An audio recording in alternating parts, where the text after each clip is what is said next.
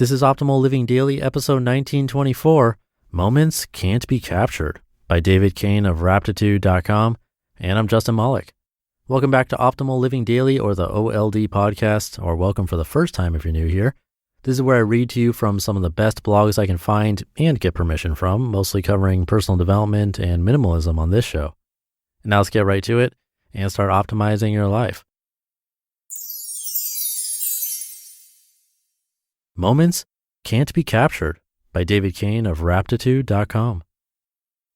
By 6 o'clock on a Sunday night, the streets of Invermere were deserted. It was early fall, the middle of dead season for a skier's town, and I was trotting down to the highway to hitchhike back up the mountain to the resort where I lived and worked.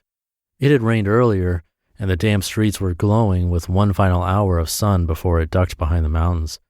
I'd spent the day in town, alone, on what was as much a photo-taking excursion as a grocery run. Walking along a silent residential street, I passed an overgrown picket fence, peered nosily into the adjacent yard, and saw something that made me stop. Not 6 feet away, a female deer was dining on someone's flower bed. Now, deer are common in British Columbia, and strangely unafraid of people in the town of Invermere, but it's rare to ever be this close to one. It must have known I was there, but it wasn't alarmed by my presence. I just stared. As if to invite me to join her, she lifted her head from the flower bed and looked at me with a wilted purple flower hanging from her mouth. And my camera was already right in my hand. I paused and suddenly felt an anxiety swell inside me. To even just carefully flip on my camera and raise it for a photo might scare it away. But it was such a priceless photo op. I didn't know what to do, so I continued to not move a muscle. While I was stressing about how to get this photo, she cocked her head and looked at me curiously, like I was just some strange, awkward deer. I just about burst out laughing. At this point, I decided there would be no picture, and suddenly felt a tremendous relief. I would just watch and not worry about trying to take this moment with me. She ducked her head back in the mess of frost-ravaged flowers and continued chewing for a moment as I looked on, probably smiling, so pleased to know that this spectacle was just for me. After a while, she walked away, unhurriedly but not aimlessly, much more akin to a person than a deer. I recovered from my trance and headed down to thumb a ride before the sun was gone.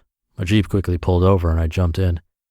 I thought about the deer all the way up, but I didn't mention it to the driver. He was an easygoing maintenance guy up on the resort.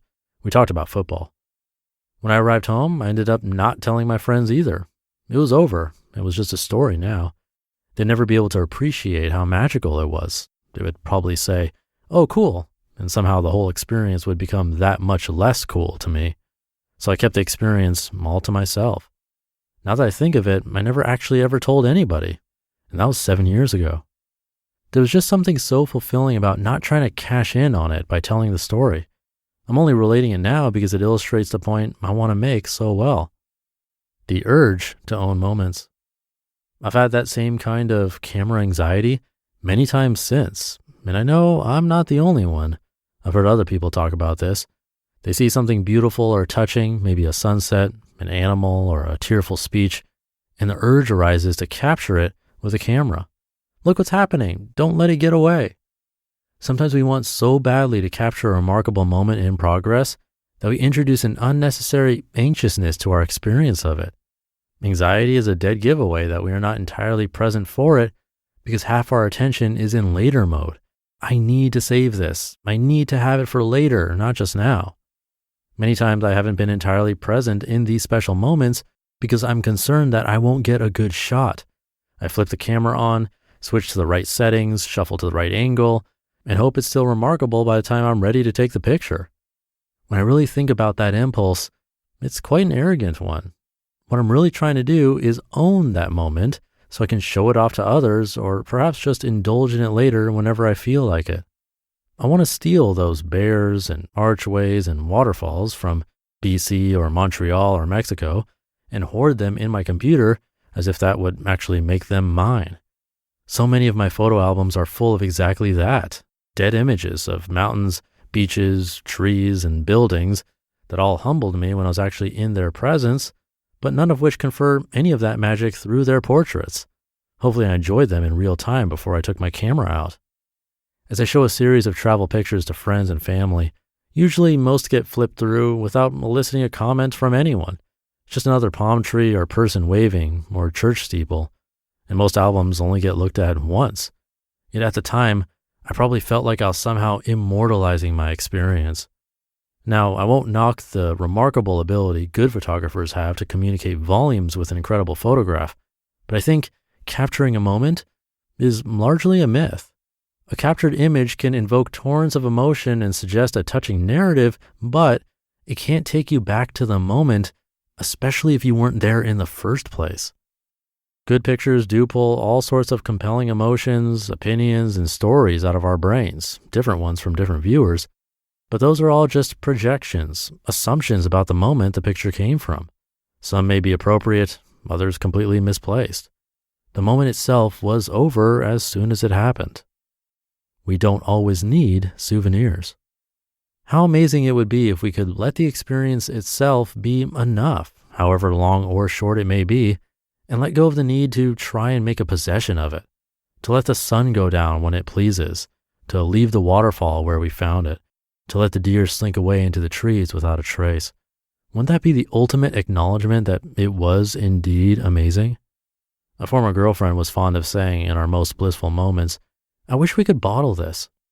I knew exactly what she meant. It's a lovely thought. Sometimes the moment was just so perfect, you'd be struck with the notion that most of the rest of life couldn't live up to it. It'd be nice to have a little stash of that beauty and bliss for later. On closer examination, that common sentiment is tinged with fear, the fear that the experience will soon be lost. And of course, it always will be. I wanted to bottle it too, but you can't. It flows when it flows, and there's nothing in the world that can contain it. So you'd better really be there when it does. You just listened to the post titled, "Moments Can't Be Captured," by David Cain of Raptitude.com. Now, I mentioned this a while back. I've been using a natural face serum for men every day after my shower. It's been helping with my dry skin that I've had for as long as I can remember. I never bought special lotions or serums because they rarely work or they have questionable ingredients, but I came across Caldera Labs' The Good. It was named by GQ as the best natural face serum for men. It's made from 27 active plant botanicals. This is non-toxic, 100% from plants. It makes my skin look and feel really smooth and fresh. And not just me, but in their clinical trial, 96% of men saw healthier skin. And besides all that, you know it really is good when you can try it 100% risk-free. If you don't love it after 60 days, they will refund you in full. That's a really long time to try it and see how it's working for you. Or if not for you, a nice gift idea too. And I got a special offer for the Optimal Living Daily audience. Receive 20% off your first purchase of The Good. Go to calderalab.com and use discount code OLD at checkout. CALDERALAB.com and use discount code OLD at checkout. And thank you to David.